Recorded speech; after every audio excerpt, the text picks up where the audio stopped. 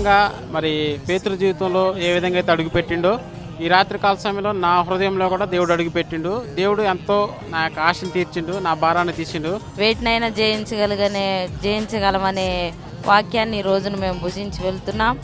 repentance in your heart, wonderful message, wonderful repentance. అయ్యగారు వాళ్ళు మా దగ్గరకు రావడం చాలా సంతోషం, ఆశీర్వాదకరం అనిపించింది. దేవుడు మమ్మల్ని నడిపించింది, చాలా బలపడ్డాం. దేవుని కొరకే జీవించాలని మేము ఆశ కలిగి ఉంటున్నాం.